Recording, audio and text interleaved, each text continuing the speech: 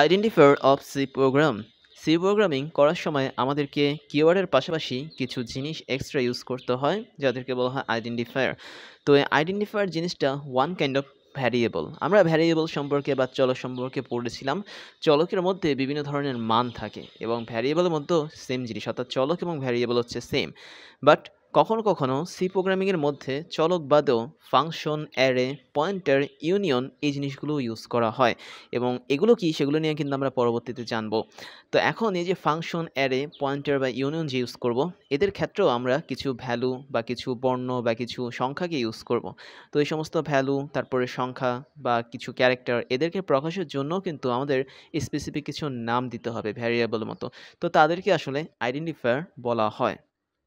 অর্থাৎ আমাদের শুধুমাত্র ভ্যারিয়েবল ছাড়াও ফাংশন, অ্যারে, পয়েন্টার বা ইউনিয়নকে যখন আমরা নাম দেই সেগুলোকে বলা হয় আইডেন্টিফায়ার। তো প্রোগ্রামের মাঝে ব্যবহৃত ভ্যারিয়েবল বা চলক, ফাংশন, অ্যারে, পয়েন্টার, ইউনিয়ন এদেরকে যে নাম দেওয়া হয় সেটা হচ্ছে আইডেন্টিফায়ার। তো এক্ষেত্রে আমরা বলতে পারি যে আইডেন্টিফায়ার হচ্ছে আসলে সার্বিকভাবে একটা নাম। তো আমি একটু অ্যারের কথা বলতে পারি। অ্যারে কি সেটা নিয়ে কিন্তু আমরা তেমন একটা ভালো জানি না এখনও। তবে আমি তোমাদেরকে একটা ছোট্ট আইডিয়া দিই। ধরা যাক আমি থার্ড ব্র্যাকেট দিয়ে এখানে ধরো 5 একটা সংখ্যা দিলাম থার্ড ব্র্যাকেট দিয়ে, এবং এই থার্ড ব্র্যাকেট দিয়ে 5 দেওয়ার মানে হচ্ছে এখানে টোটাল 6টা ঘর থাকতে পারে। 0 থেকে শুরু করে 5 পর্যন্ত 6টা ঘর থাকতে পারে। তো আমি এখানে 6টা ঘর দিলাম। আমি যদি 0 থেকে কাউন্ট করি তাহলে 0 একটা ঘর, 1 একটা ঘর, 2 একটা ঘর, তারপর 3, তারপরে 4, তারপর 5। তাহলে খেয়াল করো তো, 0, 1, 2, 3, 4, 5 যদি হয় তাহলে 1, 2, 3, 4, 5, 6, 6টা ঘর হবে। তো এখানে এই টোটাল জিনিসটা আসলে ওয়ান কাইন্ড অফ অ্যারে। অ্যারেকে আমরা এইভাবে প্রকাশ করি। আমরা বিস্তারিত পরবর্তীতে অ্যারে পড়ার সময় শিখব। বাট এটুকু মনে রাখো, প্রোগ্রামিংয়ে মাঝে মাঝে এরকম অনেকগুলো ঘর প্রকাশ করার জন্য অ্যারেকে ইউজ করা হয়। এখন আমি যে 5 দিলাম এটার তো একটা নাম দেওয়া দরকার, তাই না? কেননা কম্পিউটারে আমরা যে হুট করে একটা 5 দিলাম, 5টা 6টা ঘর যে আমরা দখল করলাম, কতটুকু পরিমাণ দখল করলাম, কোন মেমোরিতে এটা গিয়ে কাজ করবে সেটা কিন্তু কম্পিউটার জানে না।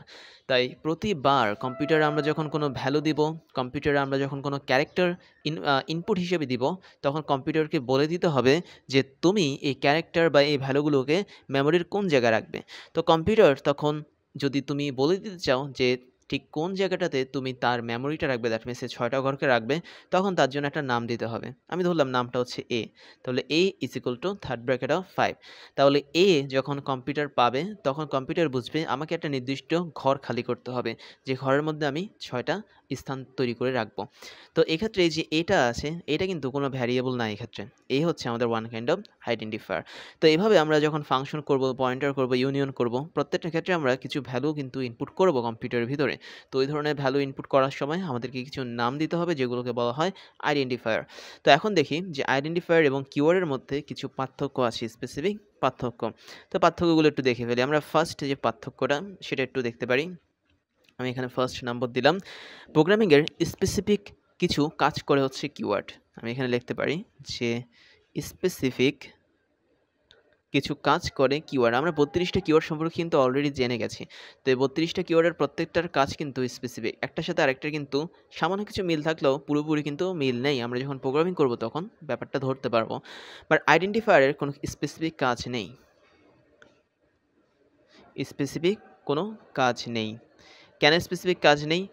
আমরা ইচ্ছে করলে এ এই আইডেন্টিফায়ারটাকে এক জায়গায় ইউজ করতে পারি, আবার সেম আইডেন্টিফায়ারকে আমরা ইচ্ছে করলে আরেক জায়গায় ইউজ করতে পারি। অর্থাৎ এ দিয়ে আমরা ভ্যারিয়েবলকে প্রকাশ করতে পারি, এ দিয়ে আমরা অ্যারেকেও প্রকাশ করতে পারি। তার মানে এর কিন্তু কোনো স্পেসিফিক কাজ নেই বা স্পেসিফিক কোনো আইডেন্টিফিকেশন নেই। তারপরে আমরা 2 নম্বর যে পার্থক্যটা দেখব আইডেন্টিফায়ার এবং কিওয়ার্ডের মধ্যে, সেটা হচ্ছে আমরা কিওয়ার্ডের সংখ্যা কিন্তু নির্দিষ্ট, তাই না? কিওয়ার্ড মাত্র 32টা। দ্যাট মিনস তার সংখ্যা নির্দিষ্ট। আমরা এটাকে চাইলেও কিন্তু বাড়াতে পারবো না। আর ভবিষ্যতে যদি কখনো সি প্রোগ্রামিং আরও বেশি এক্সটেন্ডেড হয় বা আরও বেশি যদি এক্সপান্ড করে, তখন হয়তো কিওয়ার্ডের সংখ্যা বাড়লেও বাড়তে পারে। বাট এখন রিসেন্টলি তেমন কোনো সুযোগ নেই কিওয়ার্ডের সংখ্যা বাড়ার। তো 32টা কিওয়ার্ড যেহেতু ফিক্সড, তার মানে আমি বলতে পারি আইডেন্টিফায়ার কিন্তু ফিক্সড না। তুমি ইচ্ছে করলে যে কোনো সংখ্যক আইডেন্টিফায়ার নিজের মন মতো বানাতে পারো। তাহলে আইডেন্টিফায়ারের সংখ্যা ফিক্সড না, অর্থাৎ ফিক্সড না সংখ্যা। আমরা যে কোনো সংখ্যক আইডেন্টিফায়ার ইউজ করতে পারি। অর্থাৎ আমি এখানে একটু উদাহরণ লিখি। আমরা ইচ্ছে করলে এবিসি একটা আইডেন্টিফায়ারকে বানাতে পারি। আমরা ইচ্ছে করলে এক্স ওয়াই জেড একটা আইডেন্টিফায়ারকে বানাতে পারি। আমরা ইচ্ছে করলে এ টু বি এরকমভাবে আমরা আইডেন্টিফায়ার নাম দিতে পারি। দ্যাট মিনস আমরা নিজের ইচ্ছা মতো ভ্যারিয়েবল যেভাবে আমরা তৈরি করি আইডেন্টিফায়ারও কিন্তু সেভাবে তৈরি করতে পারি। এক্ষেত্রে আরও একটা গুরুত্বপূর্ণ জিনিস তোমাদেরকে বলতে হবে। আমরা ভ্যারিয়েবলের নাম তৈরি করা শিখেছি যে কীভাবে আমরা ভ্যারিয়েবলকে বানাবো। শুরুতে নাম্বার দিতে পারবো না, তারপর ডলার এবং আন্ডারস্কোর সাইন দিব, কিংবা অন্য কোনো স্পেশাল ক্যারেক্টার দিতে পারবো না ডলার এবং আন্ডারস্কোর ছাড়া, তারপর মাঝখানে স্পেস দিতে পারবো না, কমা দিতে পারবো না। এই সমস্ত যতগুলো নিয়ম ছিল ভ্যারিয়েবলের নাম ডিক্লেয়ার করার সময়, আইডেন্টিফায়ারের যখন আমরা নাম দিব সেম ধরনের নিয়মগুলো আমরা মেনে চলবো। দ্যাট মিনস ভ্যারিয়েবলের যে সমস্ত রুলস ছিল ভ্যারিয়েবলের নাম দেওয়ার ক্ষেত্রে, আইডেন্টিফায়ারের নাম দেওয়ার ক্ষেত্রে আমরা সেম রুল ফলো করবো। দেখো এখানে কিন্তু আমরা কোনো সংখ্যা দিয়ে শুরু করিনি। আমি যদি বলতাম 2ab তাহলে এটা কিন্তু কোনো আইডেন্টিফায়ারের নাম হতো না, বাট abc xyz a2b এরা হচ্ছে এক একটা আইডেন্টিফায়ারের নাম। তো তোমরা যখন আইডেন্টিফায়ার নাম দিতে চাবে তখন অবশ্যই ফলো করবে সেটা যেন ভ্যারিয়েবলের নামের মতো হয়। 3 নম্বর যে পার্থক্যটা বা ডিফারেন্সটা এটা আমরা একটু দেখি। এটা হচ্ছে আমাদের যে আমরা বলতে পারি কিওয়ার্ডের কাজ হচ্ছে অপরিবর্তনশীল। দ্যাট মিনস এদের কাজ অপরিবর্তনশীল। দ্যাট মিনস তুমি যদি একটা কিওয়ার্ডের কাজ বলো, যেমন FLOAT ফ্লয়েট, তো ফ্লয়েটের কাজ সারা জীবনই দশমিক সংখ্যাকে ইনপুট করা, এটার কিন্তু আর অন্য কোনো কাজ নেই। কিংবা তুমি যদি ইফের কথা বলো, এটা কাজ হচ্ছে কন্ডিশন তৈরি করা, স্টেটমেন্ট তৈরি করা, এটার কিন্তু আর অন্য কোনো কাজ নেই। কিন্তু আমরা বলতে পারি আইডেন্টিফায়ারের কাজ কিন্তু পরিবর্তনশীল। তো এখানে আমি লিখতে পারি কাজ পরিবর্তনশীল। দ্যাট মিনস আমরা একে ইচ্ছা করলে অ্যারে হিসেবে প্রকাশ করতে পারি, এটাকে ইচ্ছা করলে ভ্যারিয়েবল হিসেবে বা ফাংশন হিসেবে প্রকাশ করতে পারি। দ্যাট মিনস এটার কাজ আমরা পরিবর্তন করতে পারবো। তারপর হচ্ছে আমাদের এখানে আরেকটা গুরুত্বপূর্ণ পার্থক্য আছে, সেটা হচ্ছে কিওয়ার্ডকে সবসময় স্মল লেটারে লেখা হয়, এটাকে সবসময় স্মল লেটারে লেখা হয়। যেমন আমরা এখানে ফ্লয়েট কিংবা ইফ, আমি বলেছিলাম কিওয়ার্ড পড়ানোর সময় যে সবগুলোকে স্মল লেটারে লেখা হয়, আর আমরা ইচ্ছে করলে আইডেন্টিফায়ারকে স্মল ক্যাপিটাল দুইটা লেটারেই লিখতে পারবো।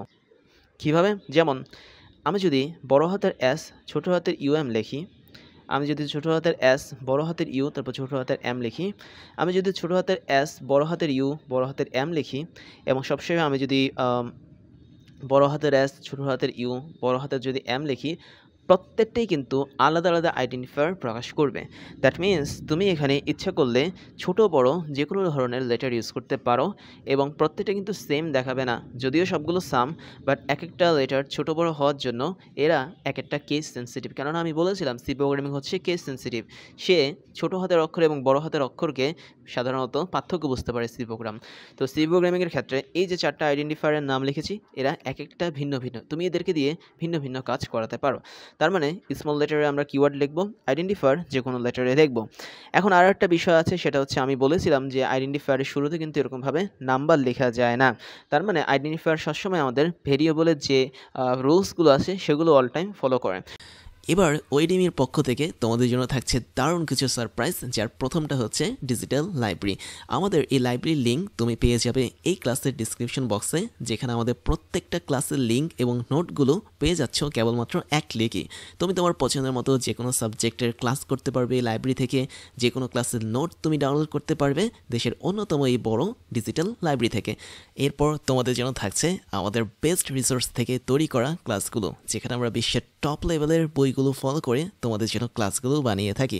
সেই সাথে আমাদের অনেকগুলো অফিসিয়াল বই আছে, যার মধ্যে হাজারো প্রবলেমগুলো নিয়ে আমরা তোমাদের জন্য ক্রাশ চ্যালেঞ্জগুলো বানাই, যেগুলো আমরা ধরে ধরে তোমাদেরকে সলভ করাই।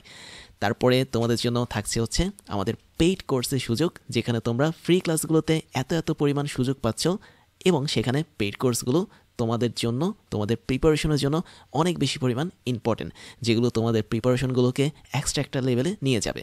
আমাদের পেইড কোর্সগুলো সম্পর্কে ডিটেলস জানার জন্য তোমরা আমাদের এই ক্লাসের ডিসক্রিপশন বক্সে যেতে পারো, সেখানে আমাদের অফিসিয়াল ওয়েবসাইটের লিঙ্ক পেয়ে যাবে, এবং সেখানে গিয়ে তোমরা জানতে পারবে আমরা বছরের কোন সময়টাতে কোন ধরনের কোর্সগুলো রানিং করাচ্ছি এবং কোন ধরনের কোর্সগুলো আমরা পরবর্তীতে লঞ্চ করব। এরপরে তোমাদের জন্য থাকছে আমাদের স্টুডেন্ট কমিউনিটি, তোমরা সেখানে জয়েন করতে পারো। আমাদের অফিসিয়াল ফেসবুক পেজের লিঙ্ক হচ্ছে facebook.com/oedemy, এবং তোমরা চাইলে আমাদের ফেসবুক গ্রুপেও জয়েন করতে পারো। গ্রুপের লিঙ্ক হচ্ছে facebook.com/groups/oedemy। তারপর তোমাদের জন্য থাকছে আমাদের ক্লাস এবং কোর্স নিয়ে সমস্ত আপডেট খবর জানার প্রসেস। তার জন্য তোমাকে জয়েন করতে হবে আমাদের টেলিগ্রাম চ্যানেলে, এবং আমাদের টেলিগ্রাম চ্যানেলের লিঙ্ক হচ্ছে t.me/oedemy। এখানে জয়েন করলে তোমরা আমাদের প্রতিদিনের ক্লাসের খবরগুলো পেয়ে যাবে, কোন দিন কোন কোর্সটা আমরা লঞ্চ করছি, কোন কোর্সটা বর্তমানে রানিং আছে, কোন কোর্সটাতে তুমি ভর্তি হতে পারবে, সমস্ত ধরনের খবর তোমরা জেনে যাবে আমাদের এই টেলিগ্রাম চ্যানেল থেকে। তাহলে এখনই জয়েন করে ফেলো t.me/oedemy এখানে গিয়ে। ফাইনালি আমি তোমাদেরকে আমার পরিচয়টা দিয়ে নিই। আমি হচ্ছি ইমতিয়াজ এবং আমি একই সাথে ওয়েডেমি, ক্রাশ ইঞ্জিনিয়ারিং এবং ক্রাশ কোডিংয়ের ফাউন্ডার হিসেবে কাজ করছি, যেখানে ওয়েডেমিতে আমি তোমাদেরকে এখন পড়াচ্ছি, ক্রাশ ইঞ্জিনিয়ারিংয়ে আমি ইঞ্জিনিয়ারিং স্টুডেন্টদেরকে পড়িয়ে থাকি এবং ক্রাশ কোডিংয়ে আমি বিভিন্ন প্রোগ্রামিং ল্যাঙ্গুয়েজ নিয়ে স্টুডেন্টদেরকে পড়িয়ে থাকি। এবং আমি মোটামুটি 10 বছর ধরে টিচিং এক্সপিরিয়েন্সের সাথে যুক্ত এবং এই 10 বছর আমি মোটামুটি অনলাইন এবং অফলাইনে 5 লাখেরও বেশি স্টুডেন্টদেরকে পড়িয়েছি।